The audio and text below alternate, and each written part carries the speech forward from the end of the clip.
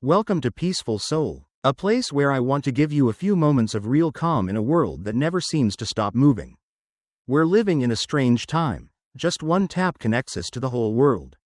Yet paradoxically, people have never felt more drained or more disconnected. Maybe you've had mornings where you wake up after 8 hours of sleep, but your body still feels like it's weighed down with lead. Your mind is foggy, and you catch yourself asking, why am I still so tired? A lot of folks call that laziness. But after years of studying the human body and mind, I can tell you with confidence, it's not laziness. It's your body sounding the alarm that your energy is leaking away in silence. Our bodies are like finely tuned machines, designed to rest and recharge. The trouble is, most of us forget that. I've worked with countless patients who all ask the same thing. There's nothing wrong with me medically. So why am I exhausted all the time? The common thread is simple. They're stuck in, always on, mode.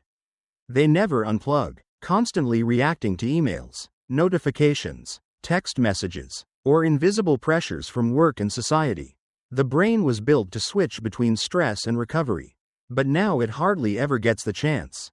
Imagine a computer that never reboots. At first it runs fine, but over time it slows down, overheats, and one day just crashes. That's exactly what happens to us. One big culprit here is cortisol, the stress hormone. In the right amounts, cortisol wakes you up in the morning and gives you drive to tackle challenges. But when it stays elevated all the time, your natural rhythm breaks down. That's why even if you sleep 8 hours, you wake up feeling unrefreshed. I once worked with a woman in Texas named Emily. Every night she'd check work emails until past midnight, and the moment she opened her eyes in the morning, the phone was in her hand again. She told me her brain never shut off. Once she started setting limits on screen time, her mornings felt lighter, and slowly her body began to recover. That shows us the problem isn't just how much sleep we get, it's whether our nervous system is actually getting rest. What makes burnout so tricky is that it rarely comes from one big event. It builds up from small things repeated over and over. A single phone notification, an email demanding a quick response, a social media post that makes you compare yourself. All of these little, micro-stressors, stack up. Scientists call them exactly that, micro-stressors. They're like tiny drops of water falling into an already full glass. It only takes one more drop to spill over. I think of a young man in California named Ryan, who worked in tech. He wasn't lifting heavy boxes or running marathons, but he still felt completely drained. When I asked about his day, he gave a bitter laugh and said, I never have a quiet moment. My phone is always buzzing. My smartwatch won't stop reminding me of things. And my head feels like it's in a race I didn't sign up for. That's the reality for so many people today. And here's the truth, technology isn't the only problem. The deeper issue is how we define self-worth.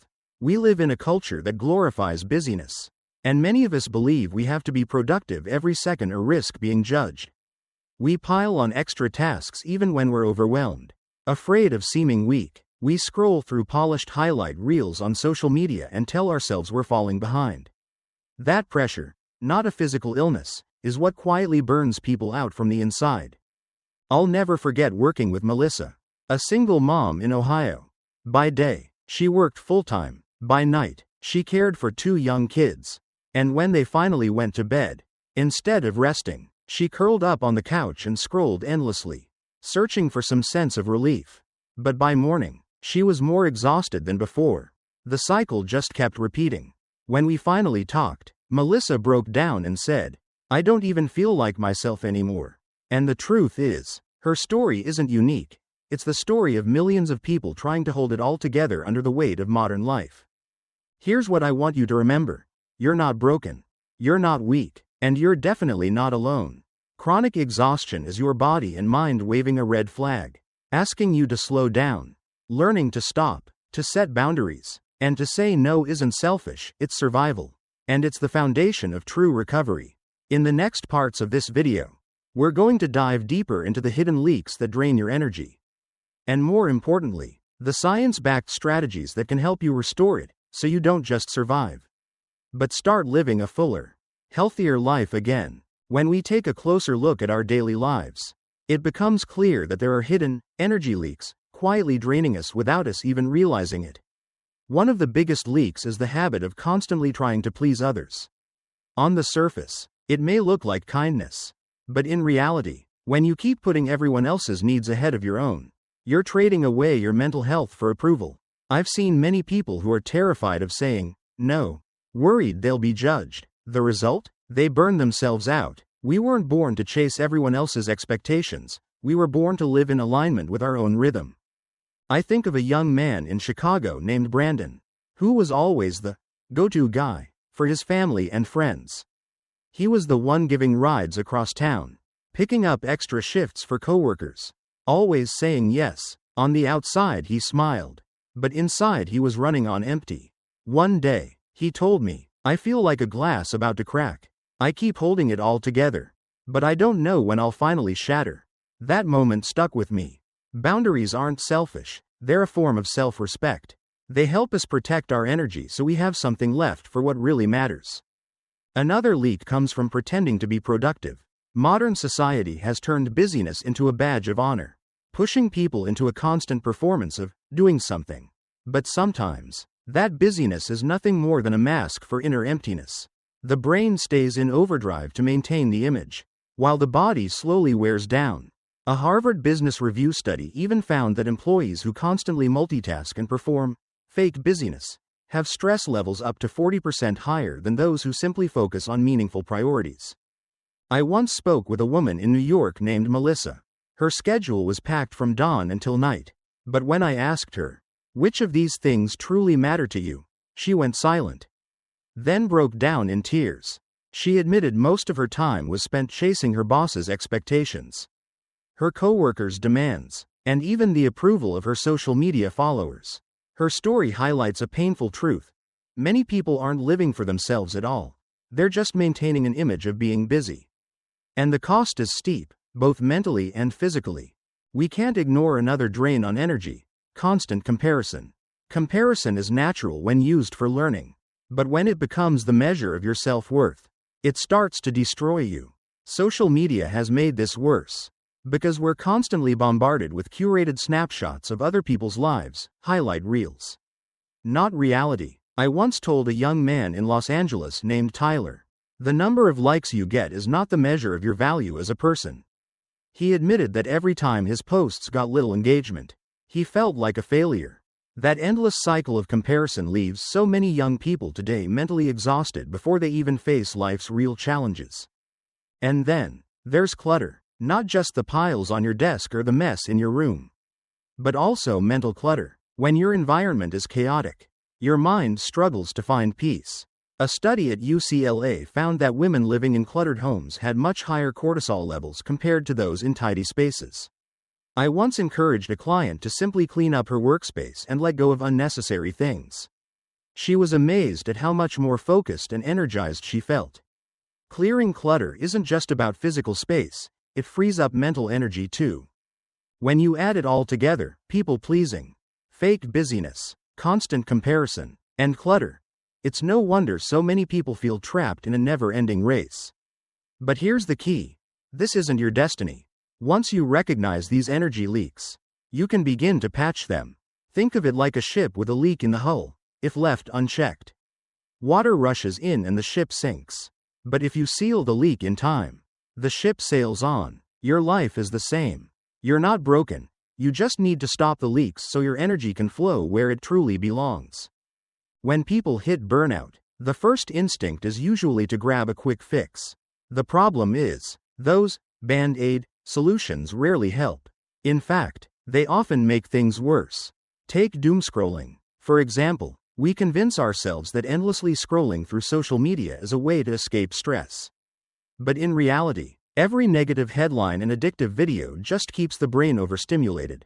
The nervous system, already exhausted, gets pushed into overdrive. I once met a young man in Florida named Ryan. He admitted he spent hours on TikTok every night, only to wake up the next morning feeling heavy, drained, and foggy. It wasn't until we unpacked his habits that he realized this so-called distraction was actually draining more energy than his job ever did. Another common mistake is leaning too heavily on caffeine. In today's culture, That morning cup of coffee feels almost sacred, and grabbing another in the afternoon seems harmless. But caffeine doesn't actually give you energy, it just blocks your brain's fatigue signals. In other words, you're borrowing energy from tomorrow to spend today. I remember a businessman in Chicago named Marcus who was drinking 5 cups a day.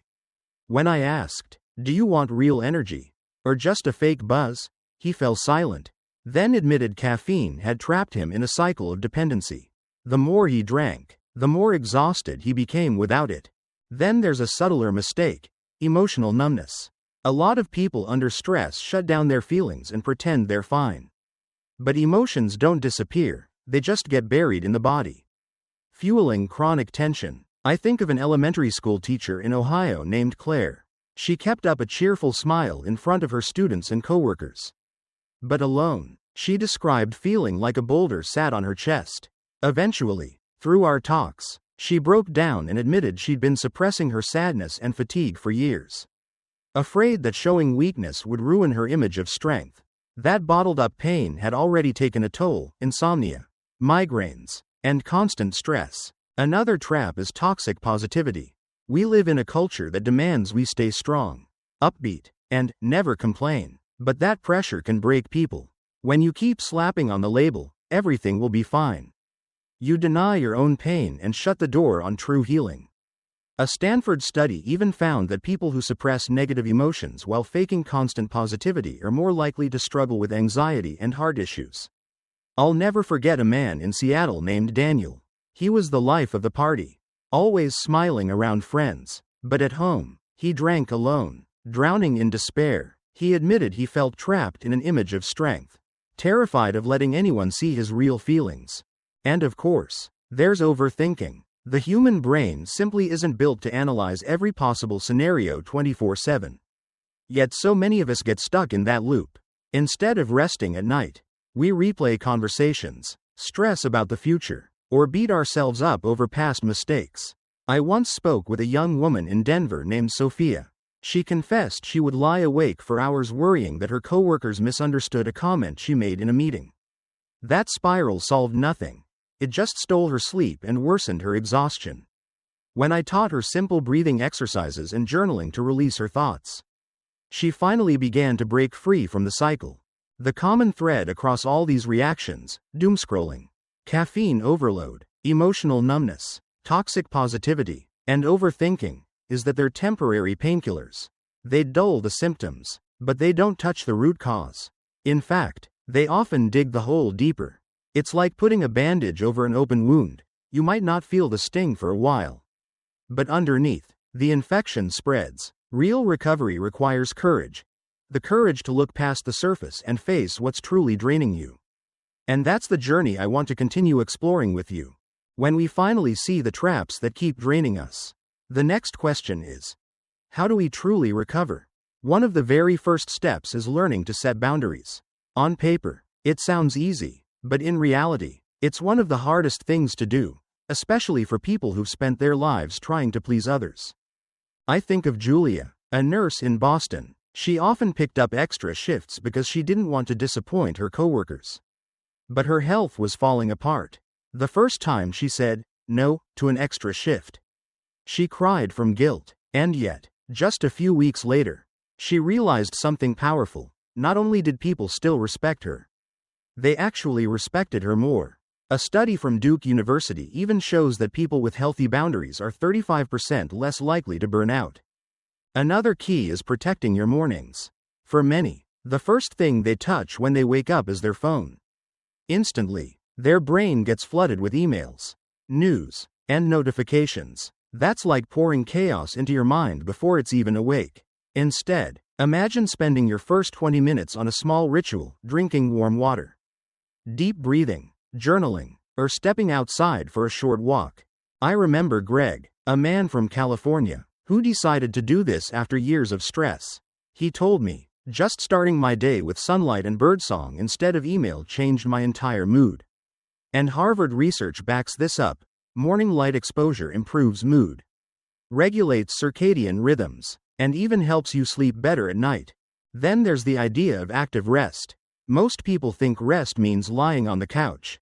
But true restoration happens when you engage in activities that nourish you. Meditation, light yoga, painting, gardening, cooking with calm presence. These are all forms of restorative activities. Take Rachel from Texas. For years, her weekends meant scrolling on her phone, feeling more drained by Monday. When she switched to gardening, she felt a calm no screen could ever give. Science confirms it. Restorative activities reduce cortisol, the stress hormone, and rebuild mental clarity. We also need to embrace boredom. Strange as it sounds, boredom is a gift. Our modern brains are addicted to constant stimulation, notifications, short videos, endless messages. The moment things get quiet, we panic and grab our phones. But boredom is the brain's reset mode. It's when your mind organizes memories, restores energy, and sparks creativity. I once worked with Ethan, a student who said he couldn't sit still for 5 minutes without YouTube. We started with silent walks in the park. No phone allowed. Over time, he noticed his thoughts clearing, and new study ideas started flowing. In fact, researchers at the University of Central Lancashire found that boredom boosts creativity because the brain is forced to generate interest from within.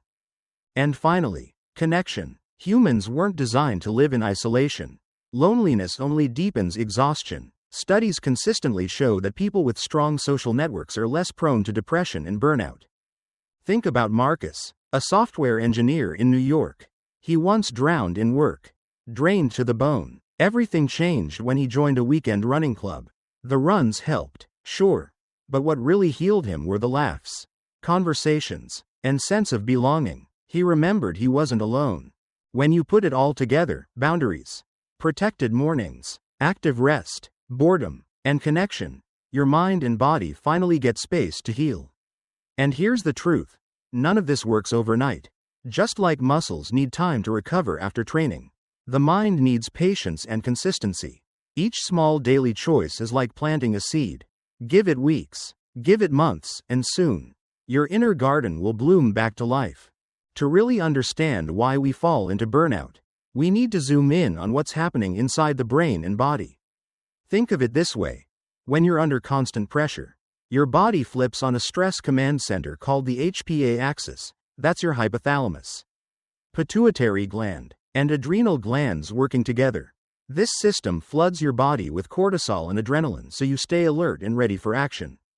That's great if you're running from danger. But here's the catch. It wasn't designed to stay switched on for months at a time. In today's world, the never-ending stream of emails, deadlines, and negative news tricks your body into believing you're stuck in a non-stop survival battle. The result? Your adrenal glands get drained, your blood pressure and heart rhythm get thrown off balance, and exhaustion becomes your default mode. Neuroscientists have also discovered that chronic stress literally reshapes the brain. The hippocampus, which handles memory and emotional balance, starts to shrink. Meanwhile, the amygdala, the brain's alarm system, gets hypersensitive. It's like living in a city where the sirens never stop but the control center is shut down. You've probably seen this in real life. People who are burned out can't concentrate. Their short-term memory slips, and they're quicker to anger or worry. One Yale study even found that the brain of someone with burnout shows structural changes similar to those seen in patients with anxiety disorders. Now here's the hopeful part. When we practice recovery strategies like active rest or meditation, we're giving the brain a chance to rebalance. Research shows that meditation can actually increase gray matter in the hippocampus and calm down that overactive amygdala. That's why people who make meditation a daily habit often feel calmer, clearer, and more in control. And it's not just meditation. Creative activities like painting or playing music light up the brain's natural reward system, releasing dopamine and endorphins. That's your body's own way of giving you energy and joy, without needing caffeine or the constant buzz of social media. Sleep, too, is absolutely essential for recovery. During deep sleep, your brain runs a cleanup process called glymphatic clearance. Think of it like the brain's overnight cleaning crew, sweeping out waste products like beta-amyloid proteins, the same ones linked to Alzheimer's disease. When you don't get enough sleep, that cleaning crew never shows up, and your brain feels clogged and sluggish the next day. Keep missing sleep, and burnout only digs deeper. This is exactly why protecting your mornings and keeping a consistent sleep rhythm isn't just nice to have, it's critical for mental health. There's also another piece of the puzzle most people overlook: the parasympathetic nervous system. This is the rest and restore switch for your body.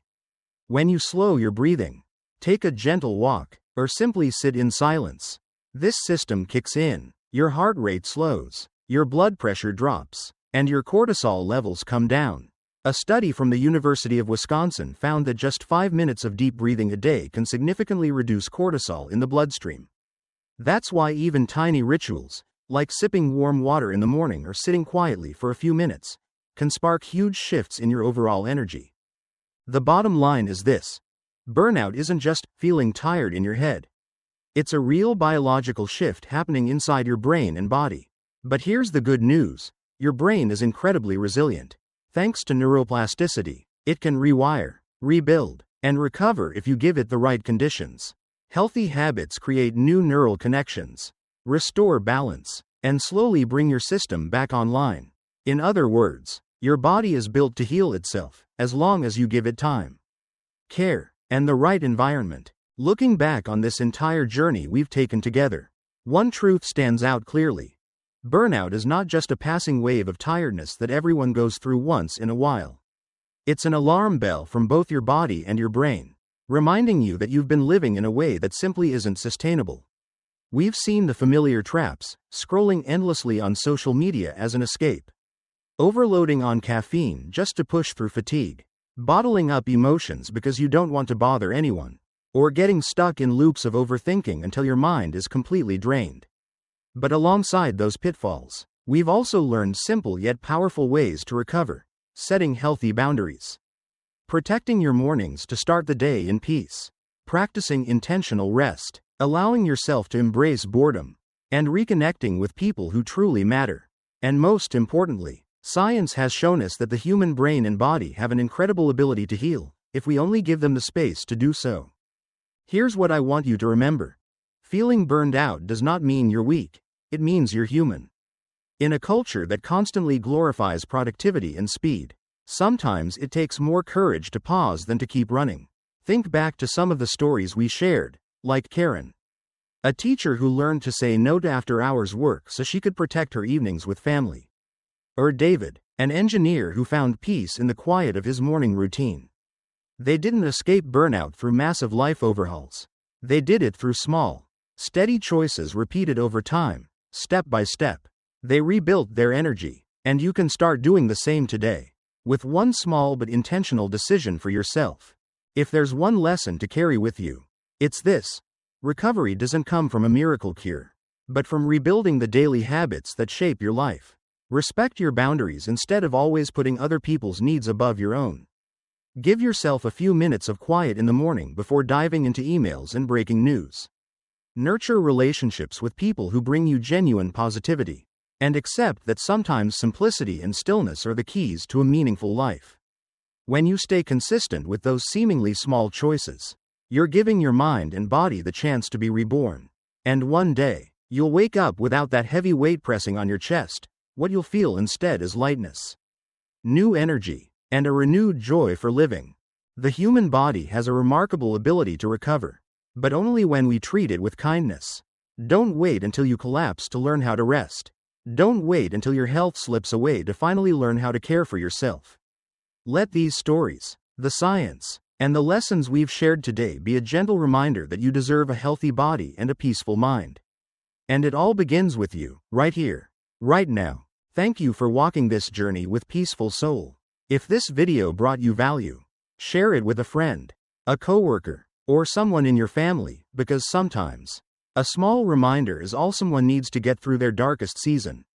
And always remember, you are not alone.